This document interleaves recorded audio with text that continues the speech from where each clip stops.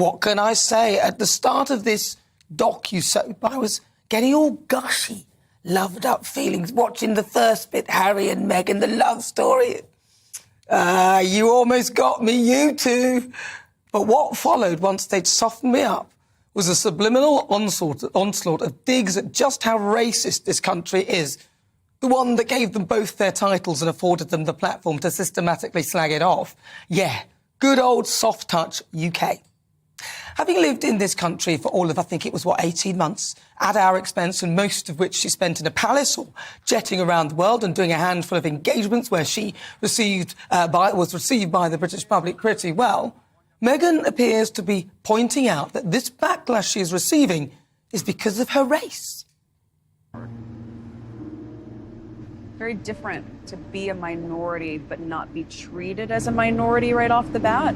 But obviously now people are very aware of my race because they made it such an issue when I went to the UK. But before that, most people didn't treat me like a black woman. So that talk didn't have to happen for me. Prince Harry and Meghan Markle's Netflix docuseries was marketed as their truth, an unfiltered look into their lives, their struggles, and their reasons for stepping back from royal duties. But not everyone is buying it. British broadcaster Nana Akua has come out swinging, calling the entire series, quote, pretty disrespectful. And she's not the only one raising eyebrows at what many are calling a one-sided royal takedown. For those unfamiliar, Nana Akua is a straight-talking political commentator and presenter on GB News, known for speaking her mind without sugarcoating. In a recent segment, she took direct aim at the Sussexes documentary, calling it a self-indulgent hit piece and accusing the couple of dragging the royal family through the mud while still profiting off the monarchy they supposedly walked away from. She didn't stop there. She said the series was filled with contradictions, tone-deaf storytelling, and in her words, a betrayal to the Queen's legacy. I'm black? How can you possibly know how that feels? I can no more know how it feels to be a mixed-race woman that looks practically white than you can to be black. What a ridiculous and frankly insulting thing to say, especially given that she feels she's been treated badly. Her mum then actually spoke. I can see why she'd kept her trap shut all this time. She appeared to confirm that Meghan's treatment was all about race. I said to her, I remember this very clearly, that this is about race. And Meg said, Mommy, I don't want to hear that. I said, well, you may not want to hear it, but this is what's coming down the pike. Harry talks about how the other royal brides were treated badly, but with Meghan there is a race element. More talk about race than a story about how her mum was called the N-word in America, although what that has to do with racism in the UK is beyond me. Seriously, if you want to escape racism, why move there? One of the most racially divided countries in the world. It was almost laughable if they hadn't actually appeared to be taking themselves so seriously. And with two woke warriors to give us the historical context of the British Empire, with clips of slave images and a story of a racist brooch worn by Princess Markle of Kent. Maybe in the next episode we'll see Meghan wearing the gifts from the dodgy Saudi prince. We got a lesson about the evil British Empire. We see artwork depicting black people as slaves, which the voiceover seems to imply are in the palaces. None of these images were, by the way. The whole narrative seemed to point towards the view that the monarchy is institutionally racist. Meghan then tastelessly mocks curtsying to our dearly departed Queen. It was like that. Like I curtsied as though I was like...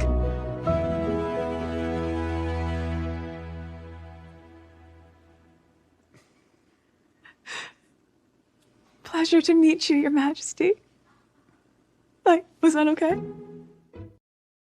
Strong words. Now, let's talk about what was actually in the series. Harry and Meghan's doc went deep into their personal struggles, from media harassment and mental health to allegations of racism within royal ranks. They spoke about the emotional toll of tabloid coverage, the lack of protection from the palace, and the decision to step back for their family's safety. But critics, including Akua, argue that while their experiences may be valid, the way they chose to share them, via a multi-million-dollar Netflix deal, felt opportunistic. Especially when the series repeatedly aired private family moments, texts, and even accused unnamed royal members of racist behavior without offering much proof. Akua's words struck a chord with many who feel the series crossed a line. One major point: how can you demand privacy while releasing a 6-episode series on one of the biggest platforms in the world? How can you criticize the firm while continuing to use royal titles to boost your brand? Well, no, it was actually pretty disrespectful. These two really believe that their treatment was down to the fact that Meghan is biracial. Although, if you hadn't told me, I wouldn't have guessed.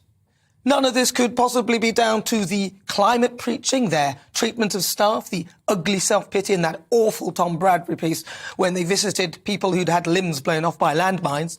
Nobody ever asks how I am. The Oprah interview whilst Prince Philip was dying. The rift between the two brothers and the fact that apart from Doria, both of them don't speak to any members of their immediate families at all. And now, 3 months after the death of our Queen, they're pumping out this bilge. None of this, it would seem, they believe is their fault at all. Look, I'm not saying that they haven't experienced racism, but my view of them has nothing to do with Meghan's skin colour. To be honest, we should have known. Even the trailer felt pretty disingenuous, where they claimed they would unveil the full truth about the dirty media tactics which they said forced them to leave their roles as working royals. A press-feeding frenzy, Harry claimed, targeted at his wife with a montage of paparazzi shots. Only, it turns out that one of the pictures was taken from Katie Price's court appearance. Crawley Magistrates Court is in the background. Another, where photographers are surrounding a limousine, taken from archive footage of Donald Trump's former lawyer, Michael Cohen, leaving his New York apartment for prison after he was jailed for tax fraud and lying.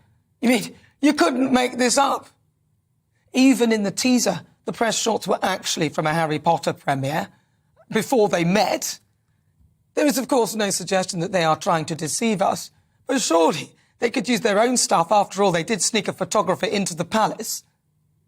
The next 3 episodes are out on Thursday. I think after that, frankly, it's curtains for this pair. I think we've all seen enough. There's also the matter of Queen Elizabeth's legacy.